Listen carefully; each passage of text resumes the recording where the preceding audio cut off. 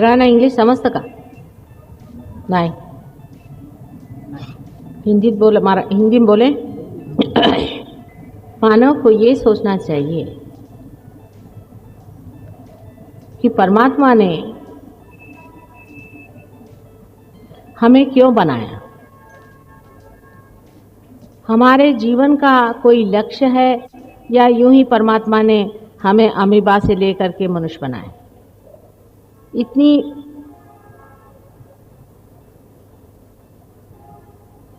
परेशानी उठाकर इतने युगों तक इतने योनियों में से गुजार कर परमात्मा ने मनुष्य की ये जो सुंदर कृति बनाई है वो कोई न कोई कारणवश ही बनाई हुई। हो सकता है कि अभी वो उस दशा में नहीं पहुंचा है जहां इस चीज को जान सके कि ये कृति क्यों बनाई। हो सकता है अभी वो अपने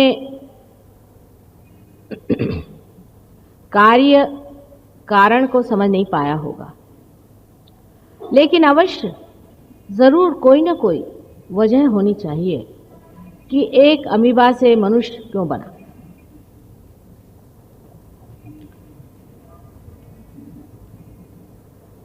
अगर कोई वजह है तो उसे खोजना भी मनुष्य के लिए नितांत आवश्यक है। जब वो उसे नहीं खोज पाता है, जब उसे जान नहीं पाता है, तो उसको परेशान होना भी बिल्कुल ही स्वाभाविक है। ये स्वाभाविक बात है कि आज मनुष्य अत्यंत चिंतित है, परेशान है, घबरा रहा है। उसको ये नहीं पता कि ये घबराहट कहाँ से आ रही है, किस कारण वो इतना व्यस्त है, इतना क्षुब्ध हुआ घूम रहा है। सहज योग इस बात का उत्तर है।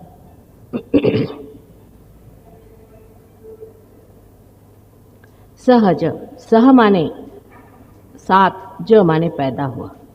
जो आपके साथ पैदा हुआ है अधिकार योग का, परमात्मा से एकाकार होने का, उसी को सहज योग कहते हैं। सहज योग जब मनुष्य आदिम था, जब वो अमीबा था, तब भी सहज योग हुआ, और उससे वो जब चतुष्पाद हुआ तब भी सहज योग घटित हुआ था, और जब से वो द्विपाद हुआ तब भी सहज योग बना था, और जब से वो मनुष्य हो गया तब भी सहज योग घटा था। और आज का जो सहज योग है ये मनुष्य को अपना अर्थ बताने के लिए उसका आखिरी चरम अंतिम लक्ष्य है। इसके बारे में खोजबीन करते हुए अपने भारतवर्ष में आदिकाल में बहुत से ऋषि मुनियों ने मनन द्वारा, मेडिटेशन द्वारा अंदर अनेक चीज़ों का पता लगाया। परशुराम के समय में, जब परशुराम का जन्म हुआ था, उस समय लोगों ने जंगलों में खोजने की कोशिश की। सारी दुनिया से अपने को काटकर घोर ब्रह्मचर्य में रहकर एकाध छोटी सी गुफा में छिप करके उन्होंने अनेक वर्षों तक तपस्या की, और उसके बाद उन्होंने जो मनुष्य के अंदर के सूक्ष्मतम गुप्त रहस्य हैं उनका पता लगाया। उनकी खोज भी जो होती रही, उसके लिए बहुत थोड़े से लोग, बहुत ही थोड़े से लोग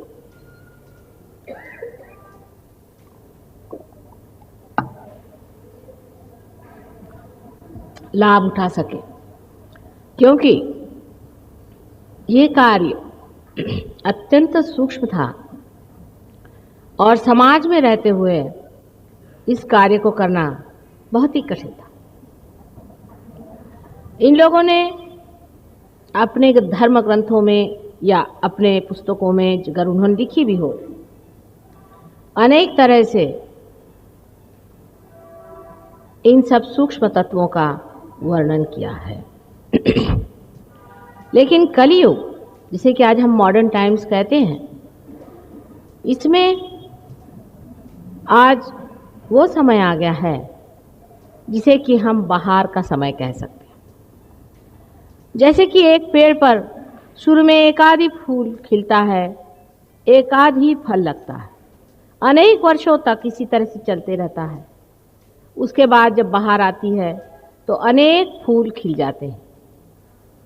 अनेक फूल खिल करके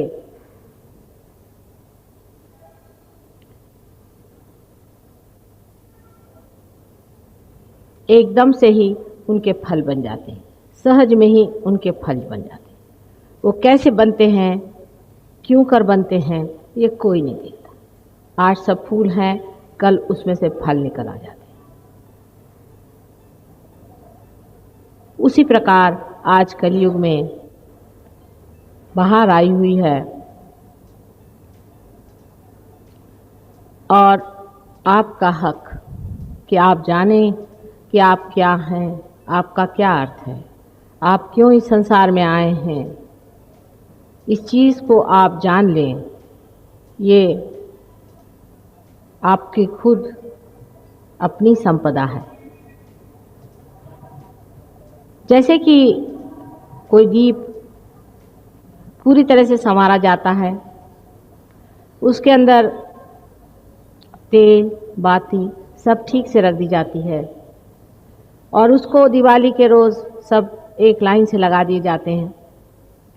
तब एक जला हुआ दीप लेकर के आप अनेक दीप जला सकते हैं।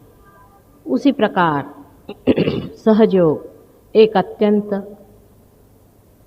सरल सहज तरीका है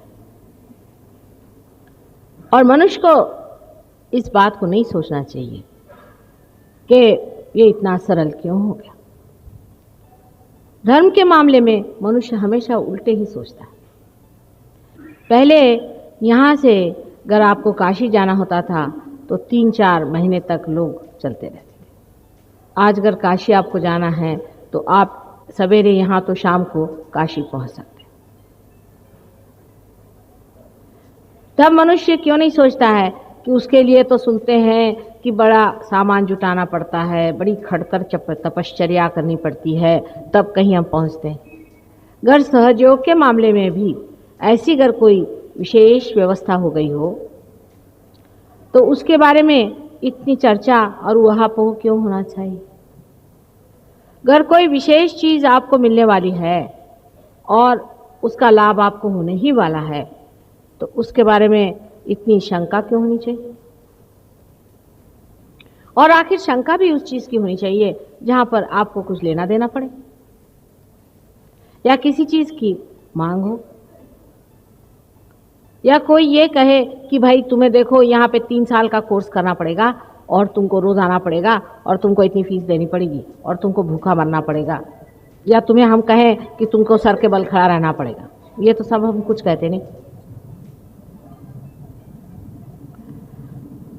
तब फिर इतना शंका होकर के क्यों सोचना कि ऐसे कैसे हो सकता है। हो ही सकता है। अब इस हॉल में कम से कम 50% लोग ऐसे हैं जिनके साथ ये घटित हो गया और आपके साथ भी होना चाहिए। लेकिन मनुष्य का विचार जो है वो इस तरह से चलता है। अब रही बात कि हमारे अंदर वास्तव में ऐसी कोई व्यवस्था है क्या, कोई हमारे अंदर ऐसा अंकुर है क्या, जैसे कि हर एक बीज में होता है, जिसके फलस्वरूप आप अपने पुनर्जन्म को प्राप्त करते हैं। ज्ञानेश्वर जी ने, जनक ने, नानक ने, कबीरदास जी ने, योग